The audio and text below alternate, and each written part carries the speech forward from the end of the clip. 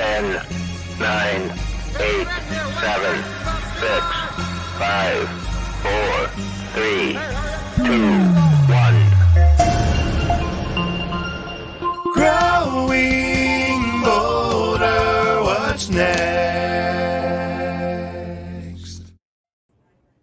Well, look at that. We're live on Facebook, on YouTube, and we are live on Twitch. So how cool is this? Hi, everyone. I'm Bill Shafer, and this is Growing Bolder. We're going to talk now about one of the most important things in any of our lives, one we pay almost no attention to, and we just assume that it's going to fall out of the sky and down into our laps. You know what that is?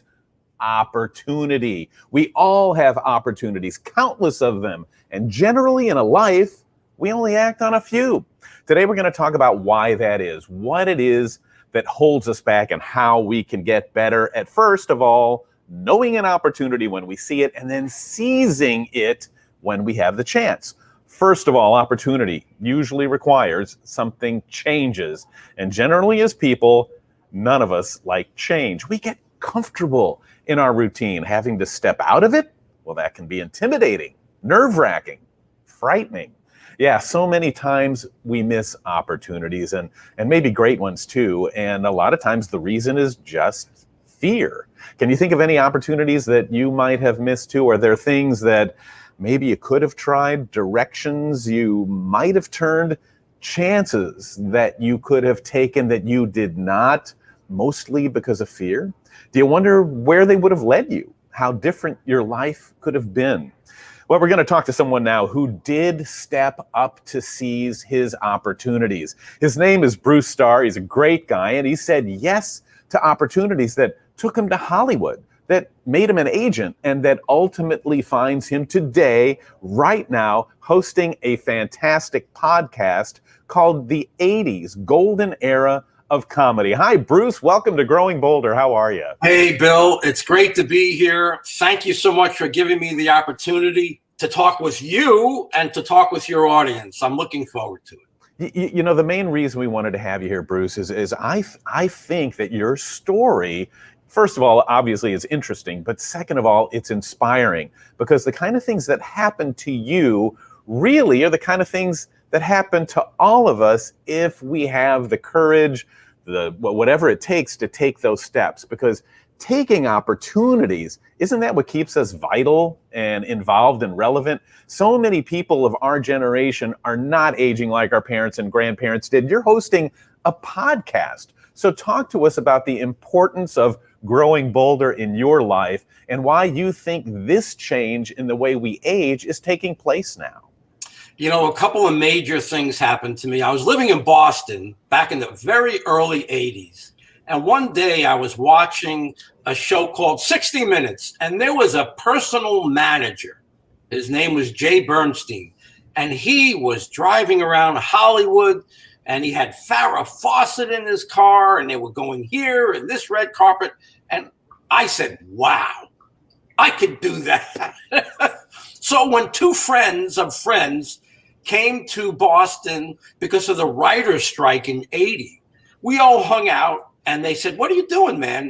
Boston's a great town, but look, you've overstayed your welcome here. I said, you're kind of right. I feel that way.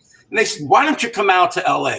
And instead of saying, whoa, LA, I said, wow, that's just what I kind of needed to hear. And a few months later, I sold everything. I got in my car and I drove out to Los Angeles, and those guys they said, we'll help you. And they did. A second time that something happened was I was hanging out at the Improv almost every day. And the evening at the Improv took off. Hi, doggy. My doggie's getting too much stage time here. But evening at the Improv took off. And that meant that it was showing on TVs everywhere. Everywhere in the whole country, first on syndication late night, but then on A&E, where it was on prime time everywhere. And what was happening was comedy clubs were opening up all over the country. And I had a roommate, and he said, listen, man, the big agencies, don't want to make calls for the comedians. They don't want to make calls. And why don't you do it? They like you. They trust you. I said, no. I don't want to be an agent. Everybody hates their agent because the agent can never do enough for the client. But he finally said to me, do it. They'll make money. You'll make money. You'll be together as business people, not just friends. And I said, okay. So that was a dynamic turn for me to say okay to something I definitely did not want to do. But at my roommate's suggestion, who was a comedy writer, I did it.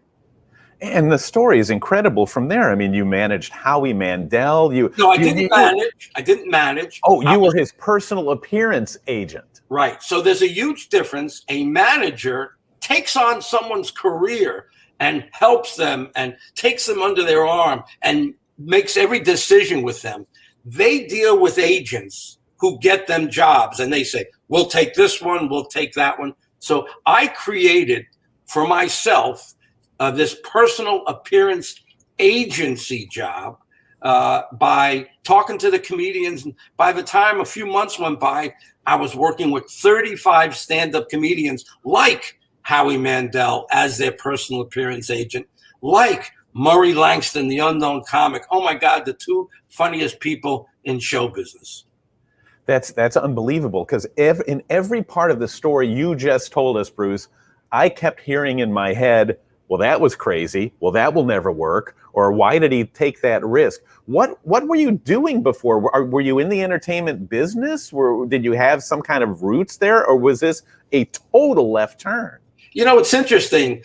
I was in show business, but not in the way you would think. I started an import-export jewelry business, and someone turned me on to trade shows all around the country. So I started doing these trade shows, Atlanta, Los Angeles, New York, Chicago.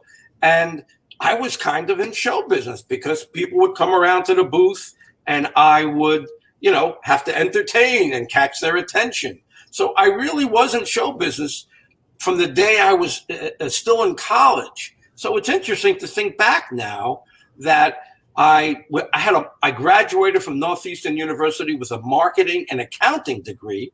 And I certainly didn't use the accounting degree much, but I did use the marketing degree and my ability to sell and communicate with people. Because if you can't do those things out in Hollywood, you can forget about it. So Bruce, there isn't one person watching or listening to us now that hasn't at one time or another thought, wow, maybe I'm doing the wrong thing for a living. You made a huge U-turn career-wise, not U-turn, but a left turn. Where did you get the guts to say, sure, I'll give it a try? You know what? I had my youth. I was crazy enough to want to get in my car and drive out to Los Angeles.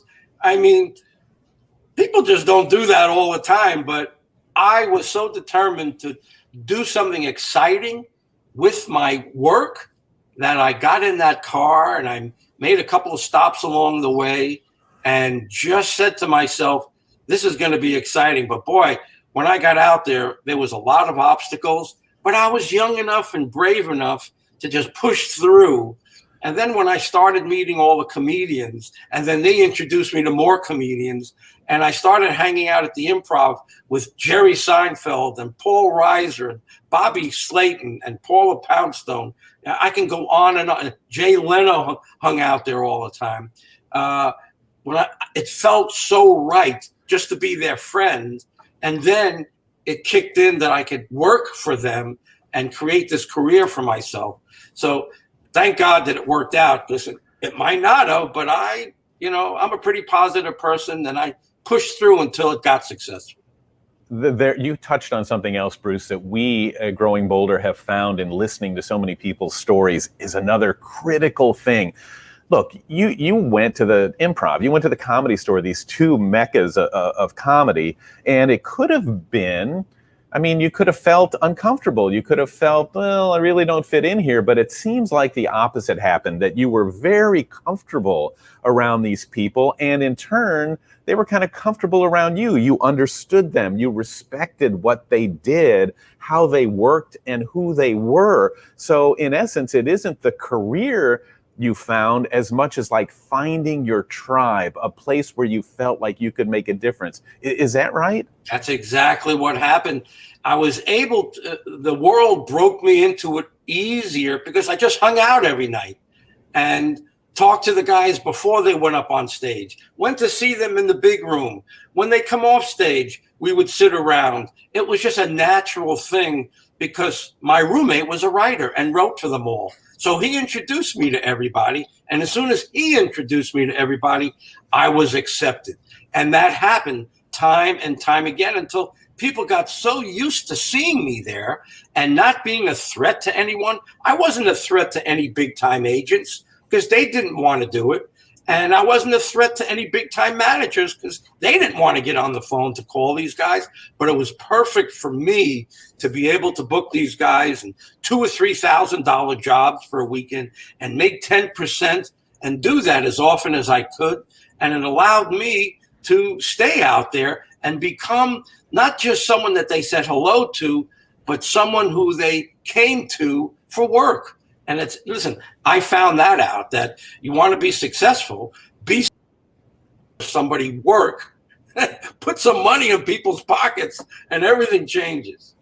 Well, and you feel good too when you're helping somebody else, when you have a purpose, when you're fulfilling a need, you're part of the team instead of just sitting in the seats, so to speak. So that really had to make you hit home. I want to mention one thing that you said, Bruce. You talked about the fact that, well, you were young and it gave you more courage. I think a similar thing happens later in life. You know, in your middle years, you're forging a direction, you're fighting for who you are and what you represent. And then there comes a time when we get to a certain age where that courage of youth starts to come back again. We're not so worried about taking a risk or taking a chance. And look at you. Look what you're doing now. You talk with passion, you talk with excitement as if this is one of the most fun parts of your life that you've had so far. And being able to take those thank you, Bill, being able to take those relationships from 35 and 40 years ago and just stay in contact, just staying in touch on Facebook. And then the idea, I'd like to get connected again. So I saw that when some of the people who are not huge in the business, they wrote books about it. And I said, hey, maybe they'll let me interview them. So 2 or 3 people, the first 2 or 3 people I interviewed all had books and they said, sure. But as soon as I had those 2 or 3 people on the show, it became easier and more acceptable for some of the others to say, oh, you worked with Willie Tyler and Lester? Oh, wow, that's terrific. You work with Lois Bromfield? Oh, she was something else. Sure, I'd be glad to do the show with you. So I just understood marketing. I understood selling a little bit and very much understood people. I was studying people. When I went out to LA the first time, I was 28. And that was like a perfect time, late for Hollywood, but a perfect time for me to start a whole new career, have the energy and the smarts. I wasn't that smart because I didn't know what I was getting myself into, but it eventually worked out. Another thing we talk about a lot here is the concept of ordinary people living extraordinary lives. And those names that you mentioned, they weren't, Howie Mandel wasn't Howie Mandel then. He was a kid from Toronto trying to see if he had what it takes to make it. What was it like being around these people before they were these people? That's it. That's what made everything so interesting because Evening at the Improv started after I got there, and we just sat around as people all trying to make it. They've already been on a 10-year struggle, a 7-year struggle of getting any kind of time that they could on stage. They waited online on 44th Street off Broadway at the Improv with 50 other people hoping to get a number. And they kept going and they kept going. And what an inspiration their stories were to me, that they kept going until they were able to get 5 or 7 minutes together. And then they auditioned for Bud Friedman at the Improv, or they auditioned for Mitzi Shore at the Comedy Store. And they eventually got accepted and got put on the schedule. And I'll tell you, that was so inspiring to me. And now, 40 years later, I'm doing these shows and I'm learning things about these people I never knew before. All I knew was they were a comedian. We didn't talk about their personal issues. We didn't talk about their family life. We didn't talk about their struggle. But in this show, 80s, goldenageofcomedy.com, you will learn about their personal struggle, their personal challenges to get to where they are now as household names. And I've done about 35 or 40 of these now, and you will learn incredible stories from some of the most successful stand-up comedians in the business. We're talking with Bruce Starr, and Bruce, they all sound like they are growing bolder stories. There's a moral, a lesson, something that we can all relate to in their struggles because we've done the same thing. And that would have been great if this was the only point of your story. But you're a fascinating guy, and you've had a really interesting life, maybe even more so than you realize. And forgive me for jumping too far ahead because I don't know a lot about your journey other than somehow you ended up living in Honduras. I mean, that's a long way from the Improv. What led you there? Well, when I was living in Los Angeles and I ran into one wall after another, and this was the second time I moved to Los Angeles. I left show business at the end of the 80s. My mom passed on rather suddenly, and everything in my life changed. It was upside down, inside out, and I left the business. And one of the reasons I left was I wasn't dysfunctional enough. I wasn't a drug addict. I wasn't a drug dealer. I wasn't an alcoholic. I can go on and name other things, but they're not politically correct anymore.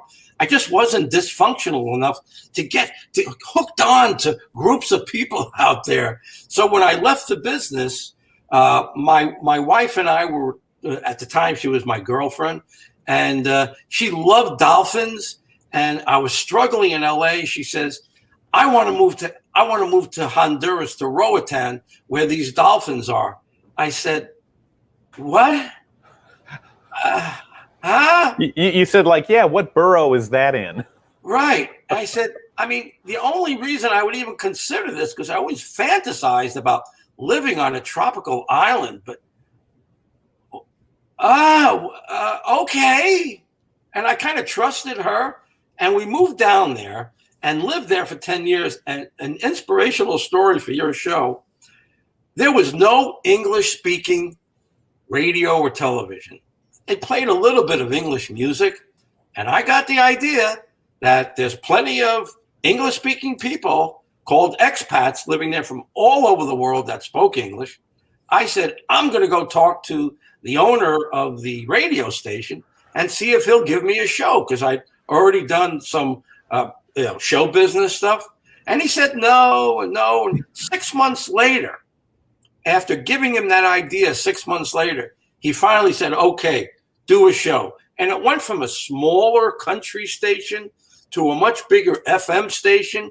And for the next 8 or 9 years, I was the very first and only English-speaking talk radio show host in the Western Caribbean, reaching all of Central America.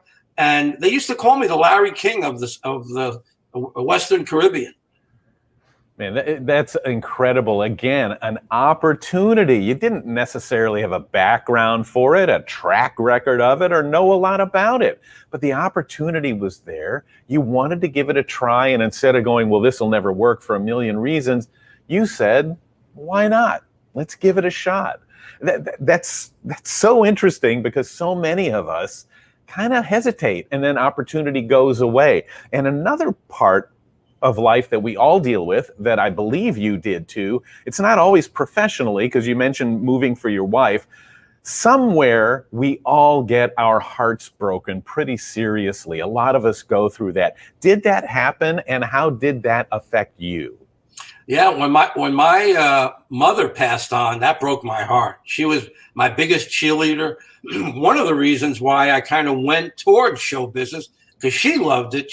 She grew up in Manhattan, and my mom and my dad would get down to Manhattan and go to the nightclubs, and they got friendly with some of the actors, and they loved it. They loved Alan King and Shecky Green and all those guys, and it was exciting for me. And when my mom suddenly passed, really tragically, of a stroke, it really broke my heart. And I've used broken-hearted situations where I was always someone that wanted to start a career, and it just fell apart. Even in the island, when I was that 8 or 9 year, nobody makes it on an island for 8 or 9. No foreigner makes it on an island for 8 or 9 years. But I did, from creating this concept of being an English talk radio and television host and producer. And I'll tell you what was interesting. When people came down to the island, I grabbed them and got them on the show. I had a guy, Bruce Smirnoff, came on the cruise ship, and we were old buddies from the Improv. And I heard he was coming down, and I got him on my show. We hung around in the same studio and talked for a couple hours. I had on one of the great Tony the Tiger Lopez, 3-time middleweight world champion. He was down there vacationing. I grabbed him. He told me at the end of that interview that was the 3 of the top interviews that he's ever had, including anyone that he's ever done with ESPN. So to hear that from Tony the Tiger Lopez just enforced that I was on the right direction. But that came to an end. And we won't go into why, but it did. And people say, well, how do you keep coming back? I have no choice. What am I going to do? Stop? How do you stop anything? You have to keep going. Now I have a family, a wife, a daughter, and a dog that you kept seeing running around in the back. I got responsibilities here. So how do you handle, maybe I did a disservice here because I just listed one success after another, but apparently there were plenty more that didn't work out, but it didn't stop you. It didn't make you hesitate. You still kept looking ahead, looking to your next adventure, looking to a new challenge. How do you do that? I had a certain trust and faith in God. And I saw myself as a powerful spiritual being. I surrounded myself with people. Danny and Brinkley is someone who wrote a book called Saved by the Light. This guy got struck by lightning, and he went up to the heavens, and 27 minutes later, they resuscitated him, and he came back and talked about what it was like someplace else. Now, did I believe that? Not necessarily. I do now. But his story that we are spiritual humans, we are powerful spiritual beings. So there's no way that if each and every one of us are powerful spiritual beings here to do good on this planet, there's no way I'm just going to stop and not do that. I'm going to keep going until I can find a positive way to express myself. And now with this show, 80s Golden Age of Comedy.com, my goodness gracious, I am reliving all my days as that person who they took into their lives as a personal appearance agent, and having these great intimate conversations with people that no one's going to get these conversations out of people because they're never going to share it really on TV, or typical TV, because it would show that they're a little vulnerable. And I was able to get them to share stories about them that you would never hear anyplace else. And isn't that the secret to life, Bruce? Those are the moments, those are the events that define us. The challenges that you took on, whether they worked or not, that's what defines who you are inside, who we are together, how we help each other move forward. And look at you. You're in South Florida right now. That's your home. You're in your 60s, right where a generation or so ago, people would be winding down, sinking deep into that recliner and waiting for the end. How cool is your life now? Oh, man. It's having confidence and having trust and faith that something would happen. I shared with you a few minutes ago that a few years ago, I couldn't find any work in South Florida. I was too old. I sent out 100 resumes, but the one thing that I could do was substitute teach. And I tell you, what an experience. I fought that. I didn't want to do it. Get out of here. Substitute teaching. Are you crazy? Well, It's right there next to agents for people we hate the most. Oh, well, I got to tell you, when I walk down the street now, if I see a group of kids, I will, even if I haven't seen them in a year or two, I always hear, Mr. Starr, Mr. Starr. I was a substitute teacher. I wasn't their teacher. I was a substitute teacher. But what did I do? I showed them I cared. I cared about them. I gave them stories, inspirational stories to help them that they would never hear from their teachers. So it shocks me to the day that when I walk down the street and I hear Mr. Starr, Mr. Starr, and now they're not here. Now they're, like they're up here. And one more teaching story real quickly. I was hired to be a teacher at a private school. And I worked there. They had a teacher fell out mid-year, and they asked me to teach. I said, sure. I was making twice as much money, and I didn't know if I could be a full-time teacher. I really wasn't a teacher. But in a private school, they could hire you without the different licenses and stuff like that. And I thought I did great. A lot of the kids made some tremendous strides, and we did some things in those classes that just don't get done. But she didn't pick up my contract. She said, no, we're not going to go any further. It was a shock. I was shocked, a disappointment, a broken heart. But if I got deeper into teaching, I never would be doing what I'm doing now and loving, which is back in show business and back into comedy. It's amazing how we end up coming back to the place we feel most comfortable, the place where we can really make a difference. Is it true, Bruce? Were you for a while, or were you a relationship counselor? I was a coach. In 1975, I was so confused about women that like the ones I really liked, they never really could like me, and the ones that I really didn't care for, I couldn't shake them. And I was, what is with people? What is with relationships? I can't figure this out for the life of me. So I started studying anything that I could study, from metaphysics to studying with the top spiritual leaders in the world, and Pat Allen out in California, and Michael Beckwith and Agape and The Secret. I started studying every philosophy on life to learn. And you know what? After a while, I started getting it. I'm going to tell you one more inspirational story. Oh, my God. When I left show business the first time, I went out to visit a producer, David Auerbach, who was so, in a funny way, influential in my life. And he said, what are you doing now? I said, well, I'm doing relationships, and I'm a professional speaker. He says, do you know about America Online? I said, what? What's America Online? He turns his monitor around, and he shows me, I don't remember, it was mass this and that. I had no idea what was going on. But he said, you can get a following by going on America Online. So I said, okay. I went home and I got this app, America Online, and he said, open up a room. So I opened up a room called, I don't know, how about relationship coaching? And I've got to tell you, over the next 10 years, I had 6,000 intimate, detailed, documented conversations with people from around the world, sharing what I learned, and I thought I was going to be able to teach them. Oh my goodness, what they taught me about their stories just filled in, gave me so much more knowledge, and I wrote a book. It took me 15 years to write it, but I wrote a book that detailed all the information that I'd learned about relationships. I've actually written 4 or 5 now. None of them are published, but I have trust and faith that someone will come into my life and say, I want to know about these books that you've written.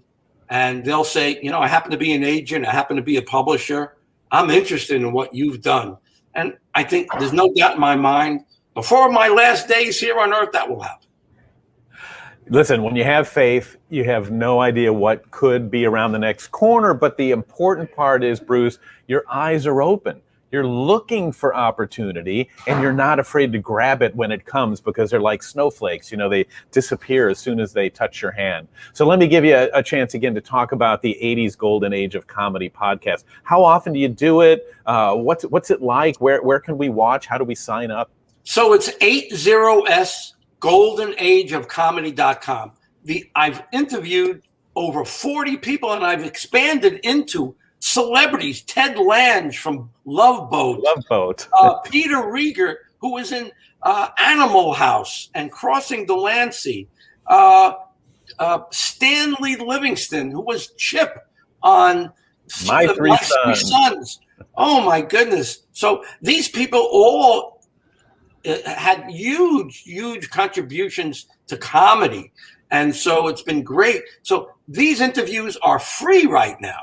It's not going to last forever, because we'll do something with them. There'll be subscriptions, memberships. But right now, I'm not smart enough to put that together. So you get to benefit. 80s goldenageofcomedy.com. Go binge, because rather than watching like mindless television, you can hear stories. I still haven't recovered from my interview with Murray Langston, the unknown comic. Tough breathing, trying to catch my breath from laughing for 45 minutes or an hour. And this will happen to you. It will brighten your day, and it will inspire you. The stories will inspire you.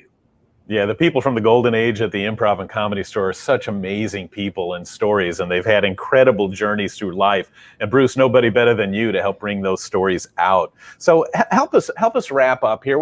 What can you share with us? What would you say that you've learned about life from your experiences? Well, obviously from your kind words, and now that I'm thinking about it, it's kind of true. I never gave up. And some people, when they try something, they insist on banging their heads against the wall and banging their heads against the wall, no matter how many doors are closed. And I give them credit for being able to do that. But I couldn't do that. I always had to go to the left and try something different. I had to go to the right. When I left show business, I went to the island and became a talk radio, a talk television host.